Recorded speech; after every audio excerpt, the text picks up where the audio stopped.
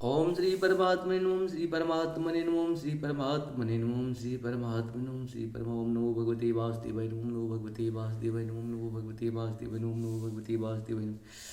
एकुंदे तुषारधवलाय सुभस्तिविताय पीताम्बरदण्डितकराय श्वेतपद्माष्टाय ब्रह्माच्युतशङ्करी श्यामां पातु सरस्वती भगवती निषेतंदकरम। ओम श्री परमात्मा ओम श्री परम। जय हिंद, जय भारत। आप सबका स्वागत है। मैं राम निशा आपसे निवेदन करता हूँ, चैनल को सब्सक्राइब करें, लाइक करें, शेयर करें। सत्य के साथ, सनातन के साथ, धर्म के साथ, विचार के साथ, बुद्धि के साथ, विश्वास के साथ, परंपरा के साथ, विरासत के साथ, अपनों के साथ, राष्ट्र के साथ, दुनिया के साथ, समुद्र के साथ, जल के साथ, वायु के साथ, अग्नि के साथ, आसमान के साथ, सूर्य के साथ, चंद्रमा के साथ, पर्यावरण के साथ, मानवता के साथ, दानवता को नष्ट करने के लिए प्रक्रिया करने के साथ हम लोग हमेशा संस्कृति के साथ, सभ्यता के साथ, संस्कार के साथ हम लोग खड़े थे, खड़े और खड़े रहेंगे। हम रहें या ना रहें, राष्ट्र रहनी चाहिए। हम रहें या ना रहें, सत्य रहनी चाहिए। हम रहें या ना रहें, सनातन रहनी चाहिए। हम रहें या ना रहें, धर्म रहनी चाहिए। धर्म एक था, एक है और एक ही रहेगा। धर्म कभी दूसरा हो ही नहीं सकता। जो इस पृथ्वी पे सत्य है वही सनातन है, जो सनातन है वही धर्म है। धर्म कोई दूसरा नहीं है। आज हम लोग शुरू करते हैं श्रीमद् भागवत गीता के अध्याय 6, 7, 8, 9, 10 को पूर्ण करेंगे। पहले संस्कृत भाषा में, बाद में इसका हिंदी अनुवाद सुनिए।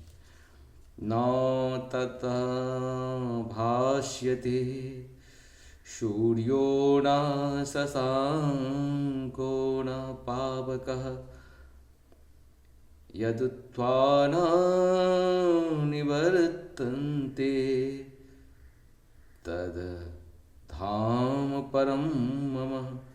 अतः अर्थात वह मेरा परम धाम न तो सूर्य या चंद्रमा के द्वारा प्रकाशित होता है और न अग्नि या बिजली से। जो लोग वहाँ पहुँच जाते हैं वे इस भौतिक जगत से फिर से लौटकर नहीं आते।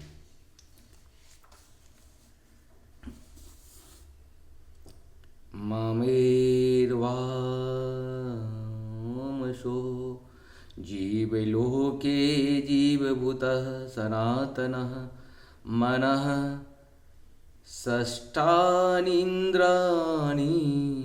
प्रकृतिस्थानि कर्षति। अर्थात इस बद्ध जगत में सारे जीव मेरे शाश्वत अंश हैं। बद्ध जीवन के कारण वे छहों इंद्रियों से घोर संघर्ष कर रहे हैं, जिसमें मन भी सम्मिलित है।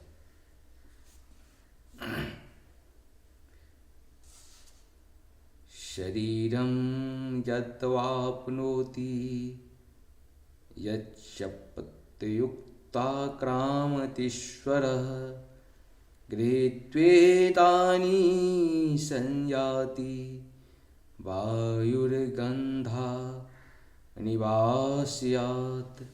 अर्थात इस संसार में जीव अपनी देहोतात्मा बुद्धि को एक शरीर से दूसरे शरीर में उसी तरह से ले जाता है जिस तरह वायु सुगंधित को ले जाता है। इस प्रकार वह एक शरीर धारण करता है और फिर इसे त्याग कर दूसरा शरीर धारण करता है।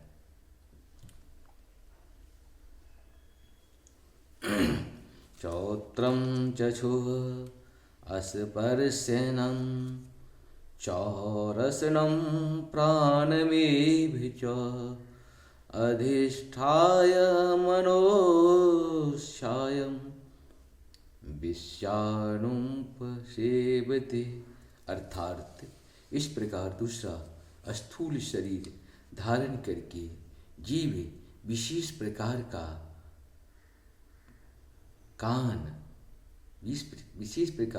कान, आँख, जीभ, नाक और स्पर्श इंद्रियां, त्वचा प्राप्त करता है, जो मन के चारों ओर संपूजित है। इस प्रकार वह इंद्रिय विषयों के एक विशिष्ट सामुच्य का भोग करता है। उत्क्रामन्तं स्थितं वा अपि भुजानं वा गुणान्वितं विमूढा नानुपश्यन्ति पश्यन्ति ज्ञानचक्षुषः। अर्थात मूर्ख न तो समझ पाते हैं कि जीव किस प्रकार अपना शरीर त्याग करता है, न ही वे यह समझ पाते हैं कि प्रकृति के गुणों के अधीन वह किस तरह के शरीर का भोग करता है। लेकिन जिसकी आँखें ज्ञान में प्रशिक्षित होती है वह यह सब देख सकता है। इस प्रकार से हम लोग का ये 6 से लेकर 10 तक का दोहा पूर्ण हुआ। आप सबको सत सत नमन। जय श्री हरि, जय श्री हरि। जहाँ पर कृपा राम की हुई तहाँ पर कृपा करे सब कोई। राम के कृपा के बिना मनुष्य मात्र का जीव का किसी का कृपा आपके ऊपर नहीं हो सकता है। जय श्री राम, जय श्री राम।